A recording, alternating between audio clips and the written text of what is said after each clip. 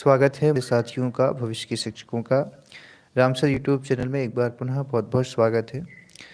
साथियों, मध्य प्रदेश में अभी पिछले 3-4 दिनों से काफ़ी अच्छी खबरें आ रही हैं। पहल है, थोड़ी सी ऊर्जा है, उत्साह है, एक आशा की किरण सी है 2019 के बाद से, जब 2019 में वर्ग 1 में और वर्ग 2 का रिजल्ट आया था और कई सारे अभ्यर्थी यहाँ पर निराश होकर डिस्क्वालीफाइड हुए थे, अच्छे नंबर नहीं आ पाए थे।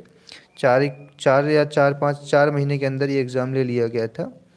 उसके बाद दूसरी निराशा हमें कब हुई थी, जब हमारे पास में 2020 की जनवरी में जब हमारे डीपीआई ने हमारा रोस्टर निकाला था और उसमें उन्होंने जो पदों की संख्या थी वो सब्जेक्ट से वाइज बताकर अलग अलग करके बहुत कम ही बताई थी। तो उस समय भी क्वालिफाइड होने के बावजूद भी हम अपनी पोस्ट नहीं ले पाए, अच्छे नंबरों के बाद भी नहीं पोस्ट ले पाए।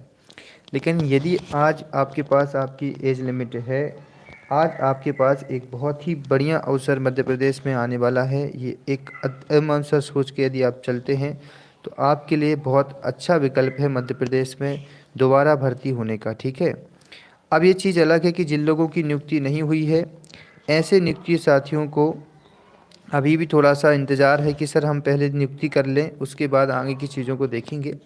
तो देखिए, वो चीज़ आपकी चलती रहेगी, हम उस पर भी चर्चा करेंगे कि सेकंड काउंसलिंग की क्या प्रक्रिया है, कब तक हो सकती है और क्या क्या उसमें होने को है। लेकिन आगामी जो भर्ती है उसको लेकर के काफ़ी चीज़ें सामने आ रही हैं। एक चीज़ और आई है खबर, आप देखेंगे आगामी भर्ती को लेकर के इन्होंने कहा है कि टीईटी में सोशोलॉजी सोशल साइंस सब्जेक्ट में मात्र 220 पद। अब आप यहाँ पर देख सकते हैं कि मध्य प्रदेश में जो 2018 की भर्ती थी उसमें इन्होंने पदों के समान वितरण को सामने नहीं रखा था।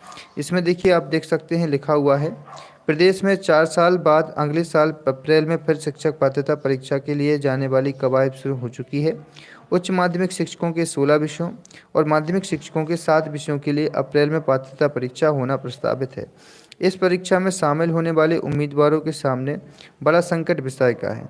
इसकी वजह से ही यह कि पहले हुए पात्रता परीक्षा में दोनों कैटेगरी के शिक्षकों के सोशोलॉजी और सोशल साइंस सब्जेक्ट में सिर्फ 220 पद ही थे, जबकि पिछली बार परीक्षा में इस विषय में लगभग 2 लाख से ज़्यादा उम्मीदवार शामिल हुए थे।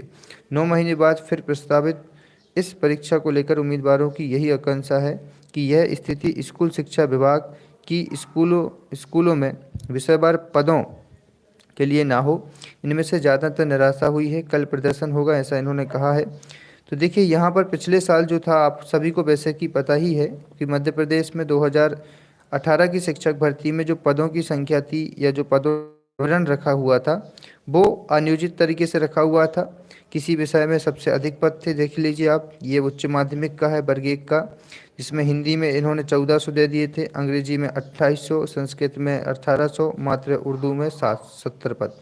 वहीं आप इसमें जाएंगे होम साइंस में, तो होम साइंस में 29 दिए हुए थे, सोशोलॉजी में 160 दिए हुए थे, वहीं एग्रीकल्चर में मात्र 176 दिए गए थे। ठीक है, तो टोटल 15,000 थे। अब वर्ग 3 में जाएंगे, वर्ग 2 में, तो आप वर्ग 2 में देखिए सबसे ज़्यादा जिसमें कैंडिडेट थे वो हिंदी थी और हिंदी में मात्र इन्होंने 100 पद दिए थे। वहीं अंग्रेजी में देखा जाए, जहाँ कैंडिडेटों की संख्या कम भी थी लेकिन सबसे ज़्यादा पद इन्होंने दिए थे, 3,358 पद। संस्कृत में सही थे, उर्दू में फिर से इन्होंने कम दिए थे। और आप विज्ञान के तो कुछ कह ही नहीं सकते, क्योंकि विज्ञान में 50 थे, सामाजिक विज्ञान में 60 थे।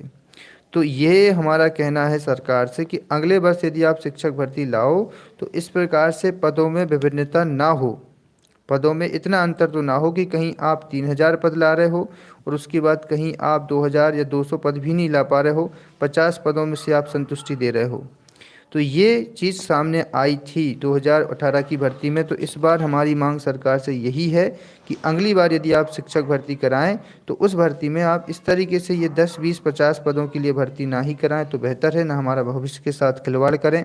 हमारी मांग है कि आपके साथ में, जैसे आपने ये 5,000 पोस्ट थी, यदि आप इसमें 700 करके भर या 800 करके करते तो ये समायोजित हो सकती थी।